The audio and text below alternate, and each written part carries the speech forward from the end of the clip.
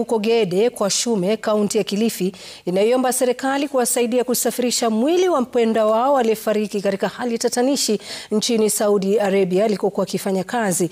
Jacinta Mweni Mwinde alifariki mwezi Novemba na kifo chake kimezua maswali mingi baada ya kudaiwa kuanguka kisha kufariki siku 4 baadaye. Francis Mtalaki anaarifu zaidi.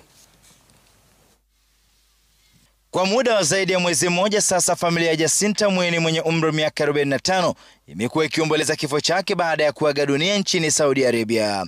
Familia ya Jacinta inasema aliondoka nchini mwaka 2012 kusaka riziki, ila mawasiliano yalikatika mapema mwaka huu.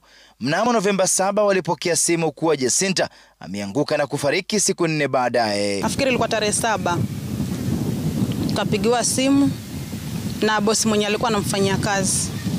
Akasema huyu ameanguka na amepoteza fahamu.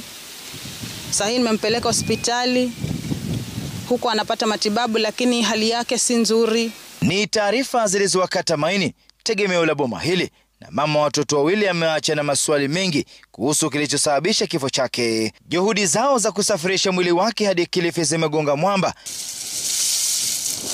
ingawa kaburi wameshachimba na kulifunika kwa makuti ya mnazi, wakitaraji kuwa mwili wa Jacinta utalazwa hapa karibuni. Hata hivyo, matumaini hayo yanafifia baada ya kupewa hadi Jumapili hii kulipa shilingi 360,000, la sivyo mwili wa Jacinta utazikwa Saudi Arabia. Kutoka hiyo tarehe 12 hatujawahi pata msaada wa kuleta mwili. Tulikuwa tunapata tuzo habari kwamba process kule ikiisha mwili utaletwa Kenya.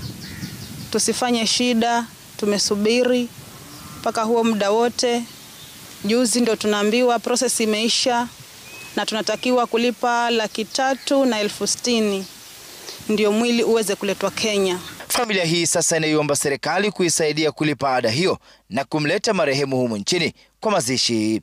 Francis Mtalaki, Ringa Citizen, Mombasa.